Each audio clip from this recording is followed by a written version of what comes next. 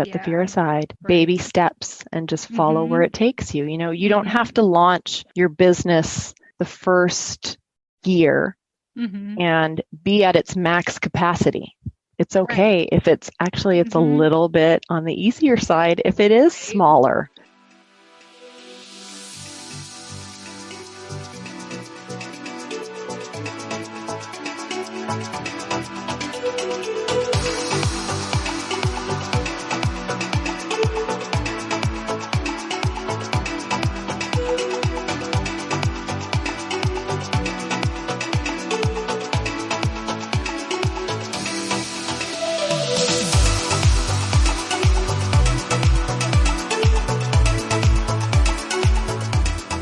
Hey there, Mompreneurs. Thank you for joining me on another episode of Good Enough Mompreneur podcast. This is your host, Angela Mishuli.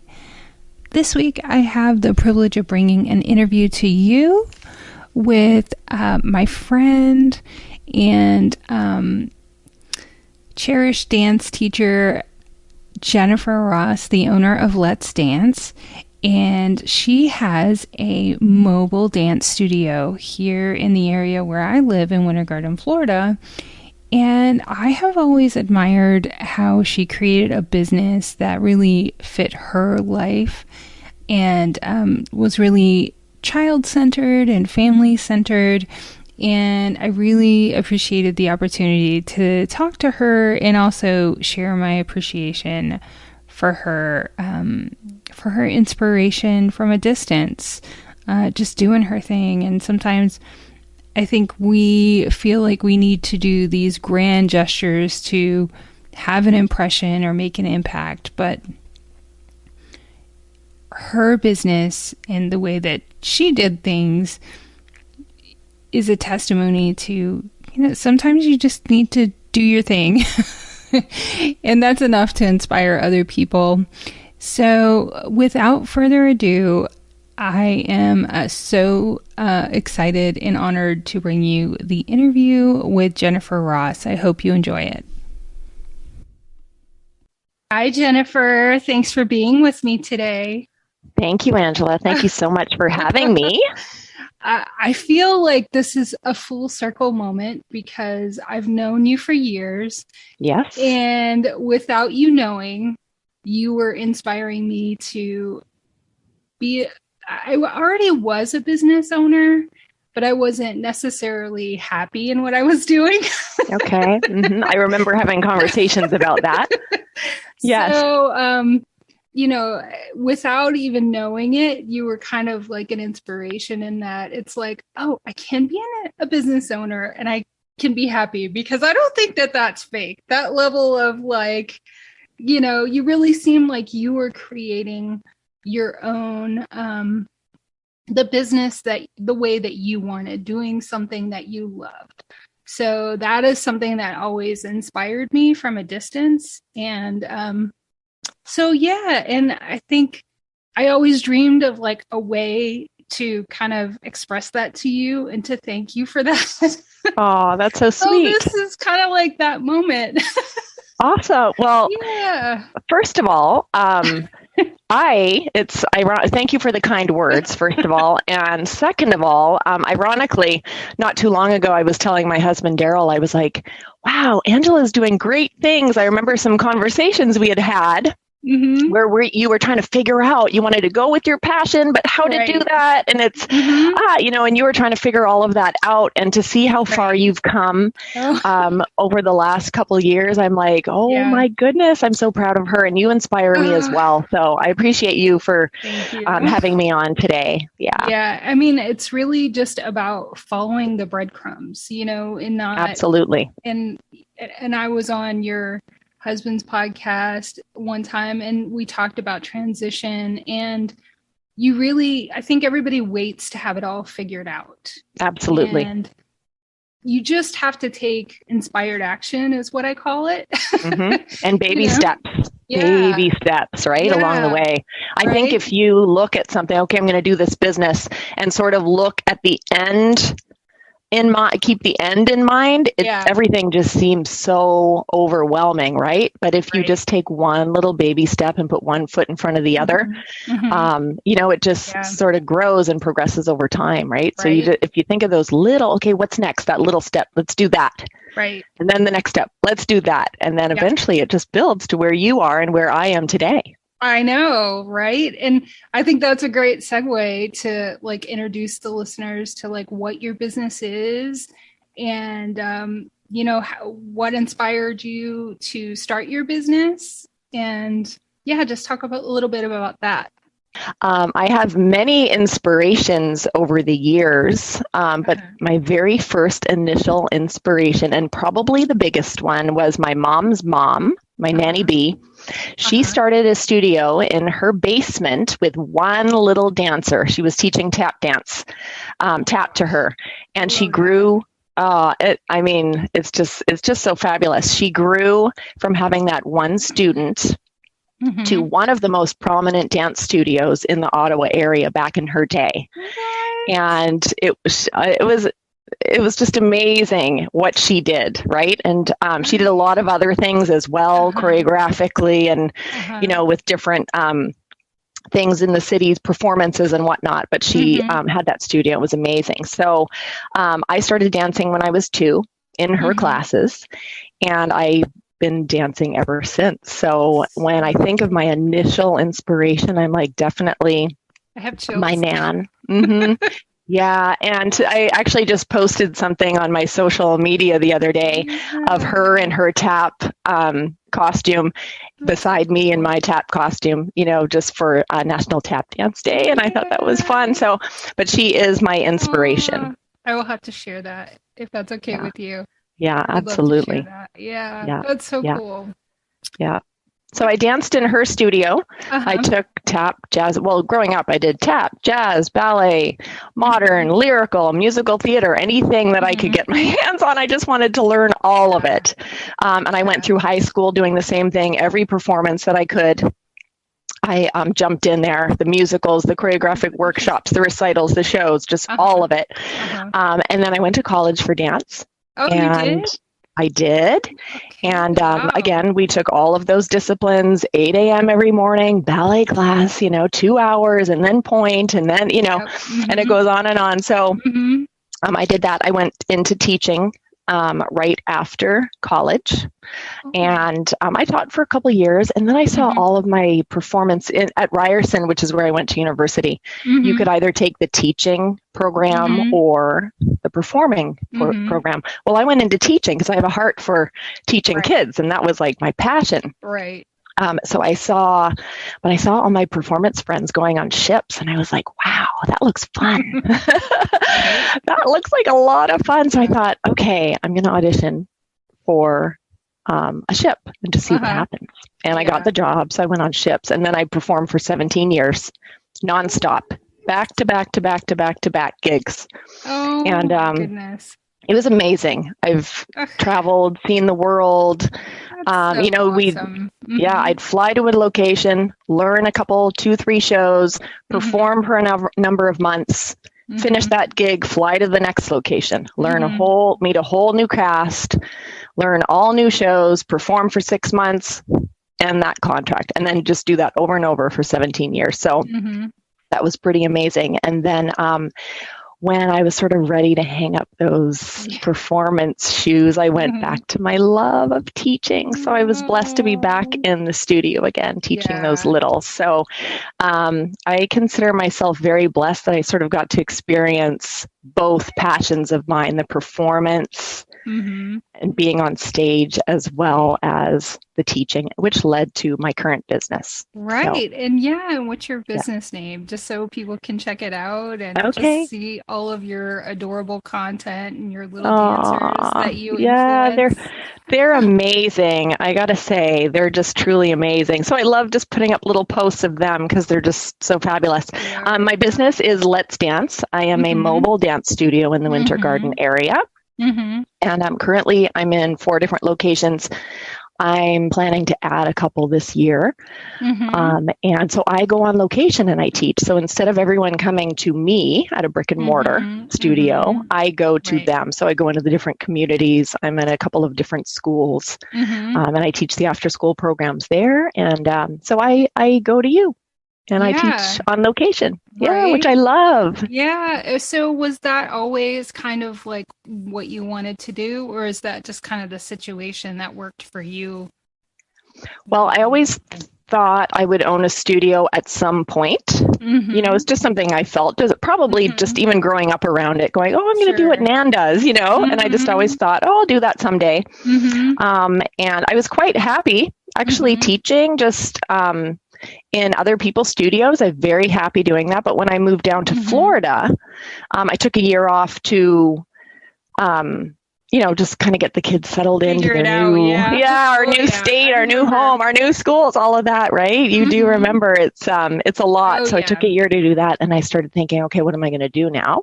Am I going to teach in a studio? What am I going to do? So that was my plan, actually. I was starting to kind of look around. And then the mobile studio opportunity sort of presented itself to me. And I just went with that and I built it. So I didn't always think I would have a mobile studio, but I thought I'd have a studio. It just didn't end up looking exactly what I, you know, was used to or what I thought it would, you know, that I would do. Well, I really love that you didn't, that you still went with that opportunity that presented itself and didn't just go, well, no, this is what it has to be. And you kind of were flexible, because I think sometimes when someone wants to start a business, they have a really rigid idea about how it should look and how it should be. And I think that it's really important to just kind of be open to inspiration and open to the opportunities that kind of unfold for you. Like, absolutely. I mean, one example is just this podcast. It's like I had a travel business, but I continued to have women who just fell in my lap and who were like, how do you do this? And I used to be that person. Right. Like, I wanted to know how you do what you did, you know, and kind of create this business that fit my life and my passion. So, I think that that's really amazing.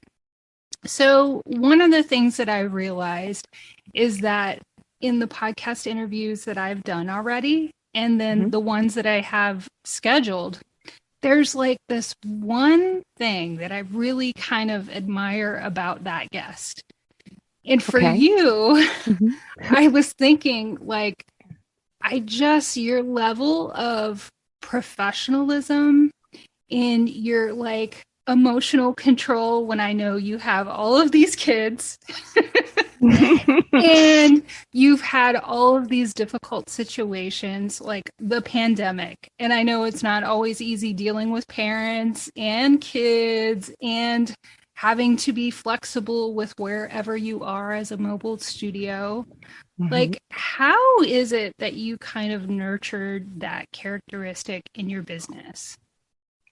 Well, I'd say it's the kids. When I look at I have a huge, in my opinion, I have a big responsibility when I have children in front of me and I'm teaching them, right? Those parents are expecting their child to come in class and to learn and progress, but every parent signs up their child for an extracurricular for a reason, right? So whether it's, whether it's because they want them to learn the proper technique of dance, we do that.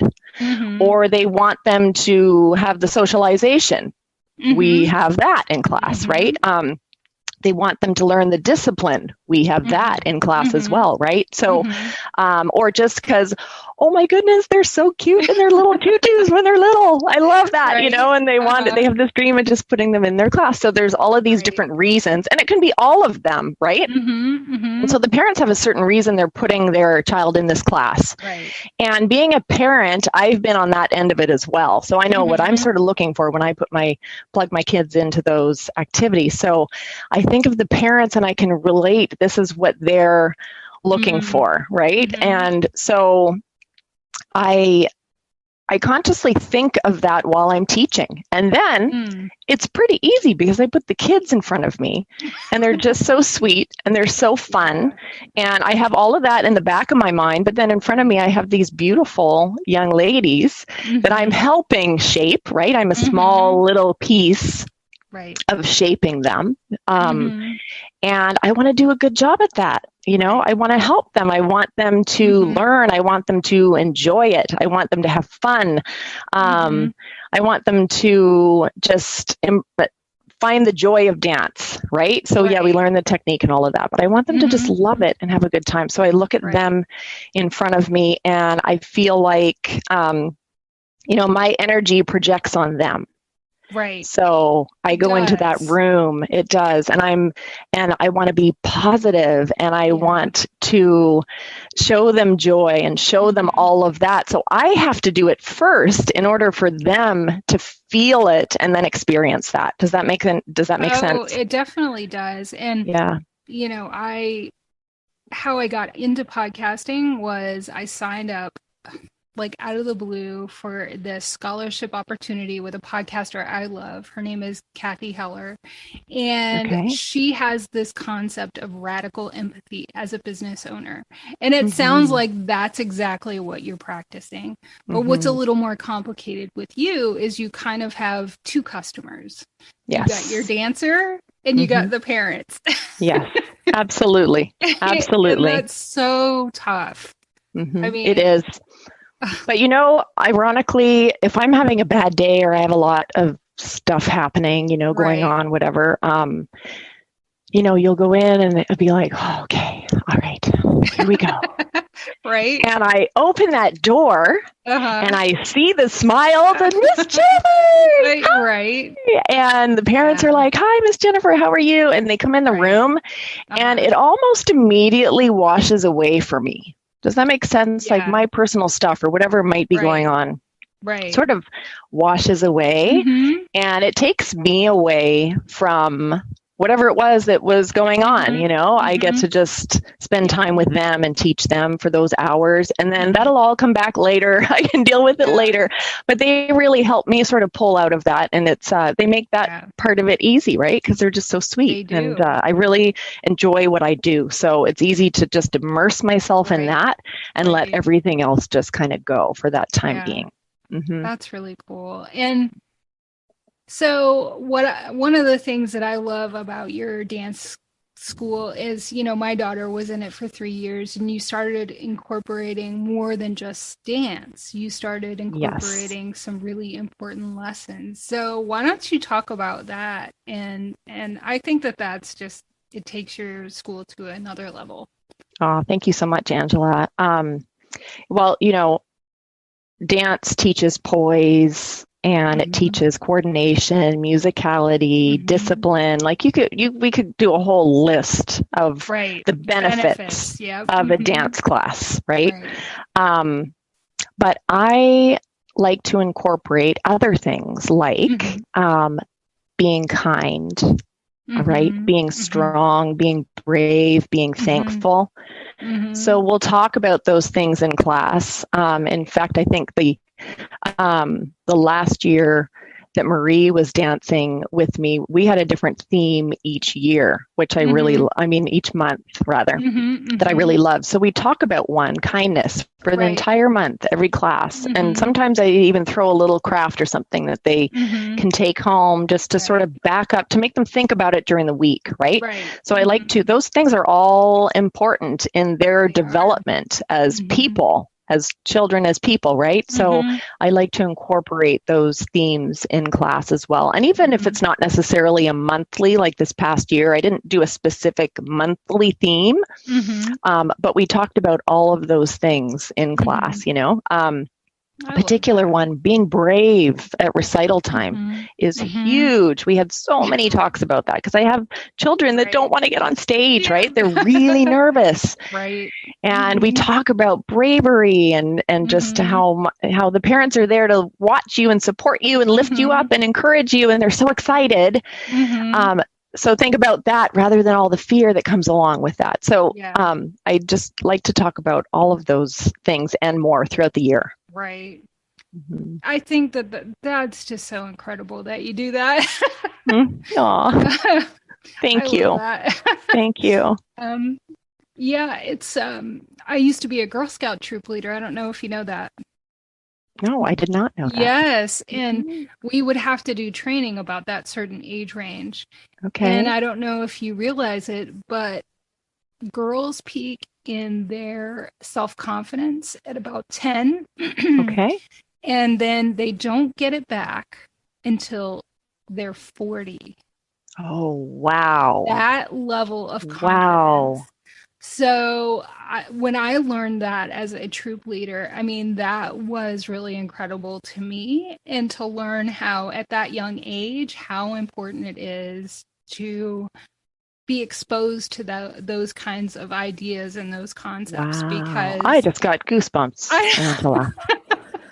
Wow, I did not yes, know that. Wow. yes, for 30 Okay. years, Wow. women don't regain that confidence that they had as a 10-year-old. Wow. That is just like, That's big. what? Yep. Yes. Wow. So I think that I kind of know what this is, but I would love to hear your take on it. I think everybody who starts a business has a why. What do Hmm. you think your why is that keeps you going, doing what you do? Well, I have a couple, maybe Mhm. even a few. Yeah, Um, One, I mean, my first thought is my family, right? sure. Yeah. Um, I think we all do our a lot of our why is our Uh-huh. family, right? Our children, Uh-huh. our spouses, and whatnot. Yeah. So I would say definitely my family, but also my passion. I've had this passion in me since I was very, very young. Mm-hmm. Even at 2, 3, 4, 5, that's all I wanted to do was Mm-hmm. dance, right? Mm-hmm. 6, 7, it kept going to the point where I went to Yeah. college for it. I mean, that's all I've ever done, right? It's just a part Yeah. of me. I know. I have And two girls that do that, and yeah, I so was you not see a it, dancer right? at all, but it Uh-huh. is like this deeply ingrained, like a need to just perform and Yeah. learn and move, Hmm. and it's really incredible. Yeah. So that passion is there. And then Hmm. I also have a passion for teaching, right? Uh-huh. And Yeah. so I would say that's my why, just sort of Right. it's in me. So it's just Right. natural for me to just love Yeah. it, Yeah. and just to have that a part of my everyday life. Right. So, mhm. Yeah. Um, so, and one of the things I love about your business too is how you incorporate your family in it. Like everyone, Jasmine is so awesome in how she helps. I mean, Mhm. Marie loves Jasmine and looks up to Yeah. her, and Yeah. so Sometimes with Jasmine, I'm like, "Hey, you teach the class," because right.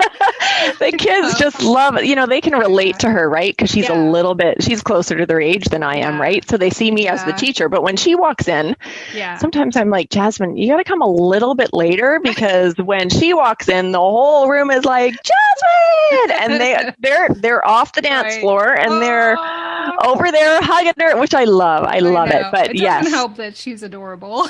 she is. It's She is. And like, she has a passion. I see her passion for right. children as well. She connects with Yeah. them really well and Mm-hmm. loves it. So it'll be interesting to see what she does. But as Right. far as the business and the family, I think it's Yeah. important to have your family on board with what you're Right. doing if you're Right. running a business, right? Right. So I would Mm-hmm. say, like, to anyone out there that's thinking about Mm-hmm. it, talk with your family. Let them Mm-hmm. know, Mm-hmm. what you're doing, what you're thinking, especially your spouse, because they definitely have Mm-hmm. to be on board. You want the Mm-hmm. support, and you Right. support them in return, obviously. Right. And just having them a part of it. I remember, I mean, even Javon, he does more. My son, he's 15. He does more Mm-hmm. of like the tear down and the setup stuff for me. Mm-hmm. Mm-hmm. Those boy muscles, right? And Right. he's Right. helping Daryl with all that stuff, while Right. Jasmine is sort of in the front of things with me. Uh-huh. She's helping me with camps Mm-hmm. and everything. She'll Mm-hmm. be there the entire 3 weeks helping me. So, Right. and I then of love course that. my husband behind the Mm-hmm. scenes. I mean, I can't even we built the business together, really, Right, right. and he's a Yeah, huge help. He's in all aspects of it other right, than the actual right, teaching. He's a right. huge support. So I Yeah. think it's really important to have them on board, Mm-hmm. involved, Yeah. as my son's getting older, he used to get up and do my intros and outros. I don't know if you Right. remember that, Angela. I do. And it was so Yeah. cute, but he's so busy doing all his own things right Right, now right. but he still Wednesday nights at the end of class comes, helps me roll up my Oh, floors, put all the furniture around. So he's still in there as well. So it's right. just it's nice to have them a part of it. Yeah, and Jasmine is kind of doing some creative and fun things. How do you She think is. that that has like influenced her to see her mom like living her passion and making an impact? Do you Well, go ahead? Yeah. I think I'm hoping that for Mm-hmm. both of our children, it's Yeah. because Daryl has his own small business as Yeah. well. He does Mm-hmm. speaking and training and things, has a Mm-hmm. podcast as well on the Mm-hmm. side. I'm hoping that they're watching us and learning that, yes, you can have a job doing whatever it is that you want, but if Right. you want to create your own thing, it's Mm-hmm. possible to do that as well. So I'm Right. hoping that they are learning that you Right. can really take your passions and use them Mm-hmm. however you want to use them, whether it's working for Yeah. someone else or working for yourself. So Right. Right. yeah, I'm And hoping that yeah. I don't know if you've ever heard of this idea of expander parenting, I where have it's not. kind of it's a new concept where as a parent, the way to give the most to our children is to show up in our fullest expression, to kind I of love it. demonstrate to them like what is possible, like I whatever they love it. would like to do. Right. And I think that that's just a really amazing concept, and I think probably both of us are doing it in a way, but it's like I think it's just it has a really great impact on your children, and to kind of follow your passion, like parents, I think sometimes fall into this trap of living vicariously through their children. Absolutely. And then, Well, their that's lives are very fun, Angela, right? They right. are doing some fun stuff. I look back and I'm like, oh, wow, they're doing all the things that we did when we were kids. They're getting to experience. It's Right. fun to watch it and experience it through their eyes, right? Right, Yeah. right. But it's Hmm. never too late to kind of like build the life that you wanted and kind of Absolutely. demonstrate that to your children. Yeah. So, we're probably both doing that in a way and like impacting our kids. I'll be really interested to see 20 years from now, because they don't realize it too much now. But at Hmm. one point, I'm sure they'll look back and go, "Oh yeah, I was inspired." Um, but Hopefully, anyway, right? right. Hopefully. Yeah. Yeah, we can hope. Yeah. Like, Mom, I really hated tearing down those floors every Wednesday. Yeah. You know? Yeah, for sure. They're heavy. Right. Oh my gosh. But you make it look easy. You make it look like it's Thank all you. fun. But Oh, I'm thank sure you. there were some difficult decisions to make. You have to make a lot of decisions as a business owner. Yes. Um, and it's really can be lonely in the beginning. You don't know where you're going. You're kind of driving around and you're not sure how it's going to all come together and look at some point. What were some of either your limiting beliefs or obstacles that you had in the beginning that kind Um, of formed that you just encountered when you started your business? well, I'd say at the beginning there was some fear in Mm-hmm. Yeah, with starting the business. sure. When I moved down here to Florida, I noticed that there were after school classes in schools. That wasn't a big Mm-hmm. thing in the area that we came from. Oh, So I okay. was like, that's interesting. Hmm. Wow, okay. Even the elementary school where our kids went, there were a lot of different options for them. And I thought, Mm-hmm. that's kind of cool. So I started to kind of brainstorm some ideas with Daryl, and Mm-hmm. I thought, well, that would be interesting. So Mm-hmm. we put a proposal together and I just submitted it to some schools, right? But I was fearful to do it. I was like, oh, what if, there's all sorts of what ifs, right? What if they say no? What if they don't like it? What if I'm not using the right colors for my logo? What if, all the what ifs. And I think what it came down to was, okay, but what if they say yes? What if they like the colors of the logo? I know that kind of seems silly, but I'm like, what? Or what if they don't like the website? What if they, and so I just had to uncomfortably push through that fear at the beginning, and I put out at definitely the wrong time of year. I put out the proposals. I sent them to some schools. It was January. So at the time, I didn't think that's not really the best time to be looking for after school programs, in January, just because everyone's sort of settled into their year, right? So I submitted and I got some, oh, thank you for submitting. And I was like, okay, great. And then I kind of dropped it. And I thought, well, maybe I'll look into teaching at a studio, so I looked around a little bit and I got a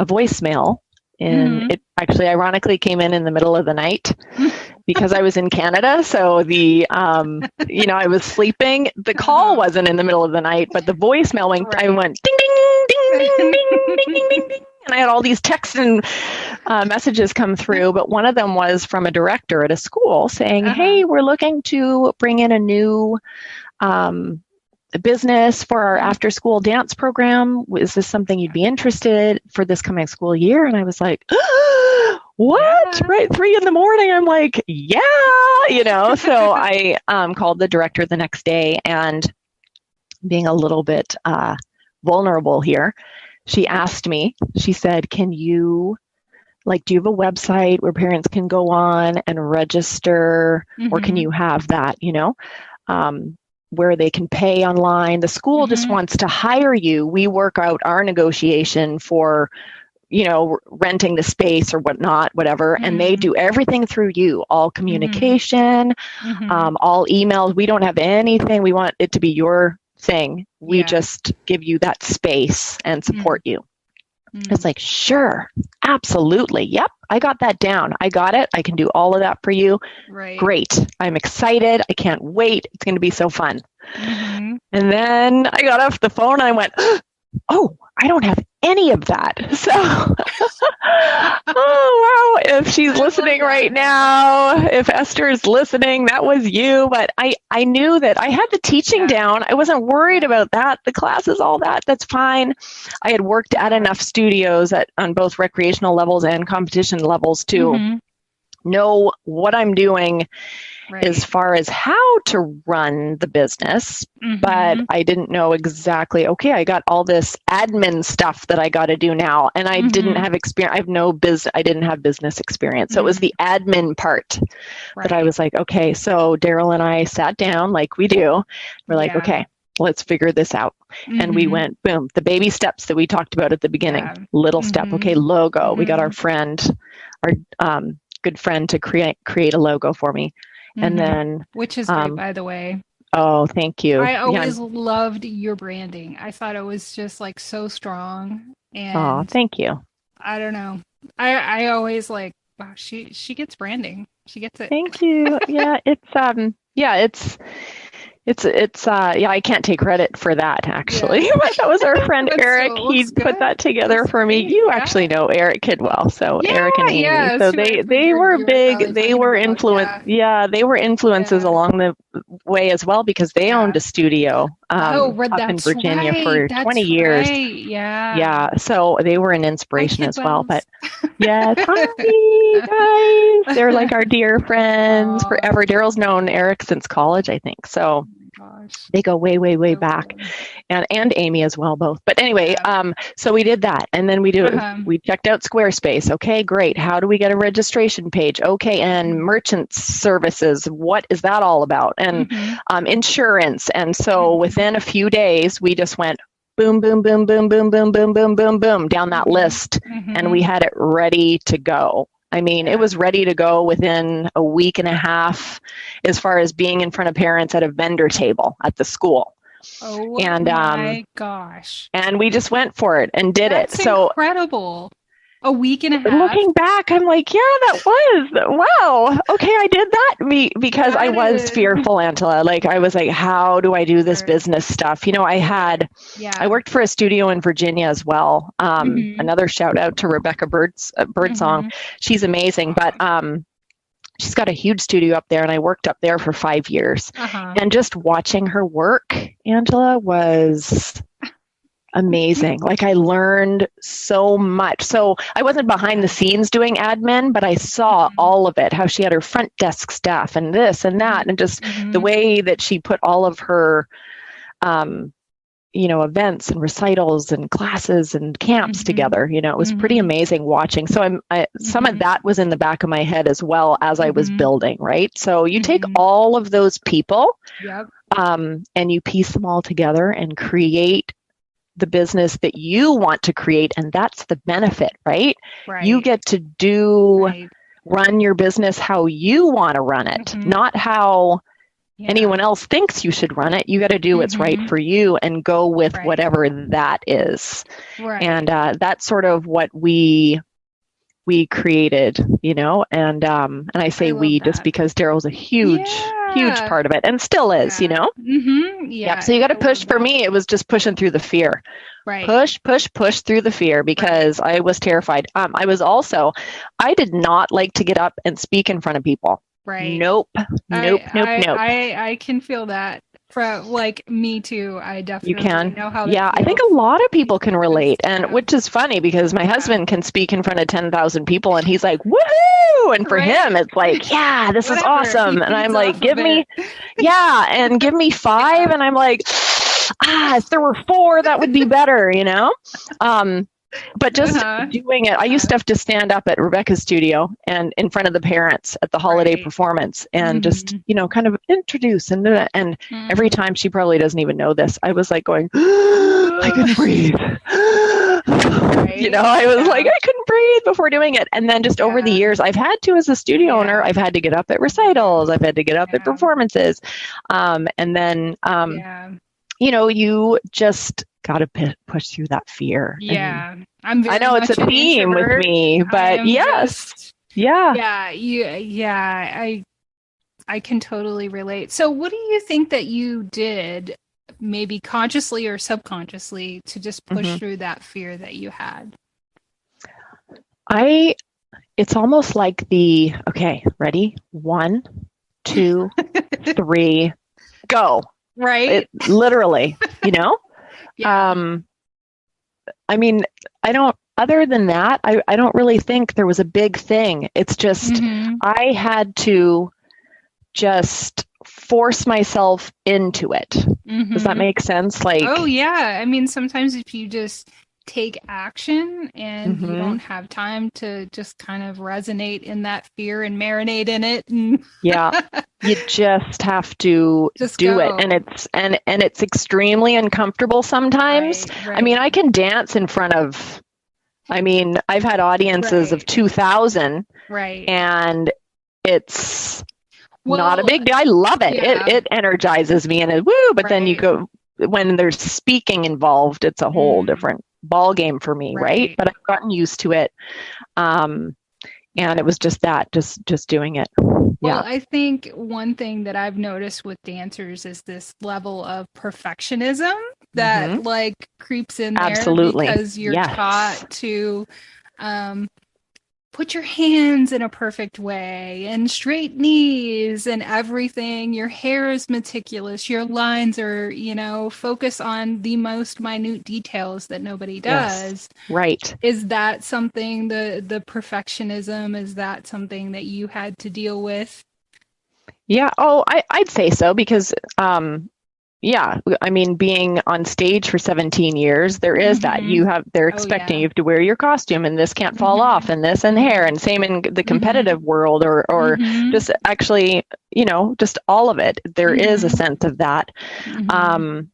And then so when it transferred into that speaking in front of people, I was terrified of saying the wrong thing or forgetting what to say, and it is probably a lot of that, the perfectionism part. Right. And you just have to know that it's okay. People aren't expecting you to be perfect, No. Everyone, we're all people. We're just going through life. We're doing our thing. So you just got to put yourself out there, and it's okay if you make mistakes. You just get right back up and try again, So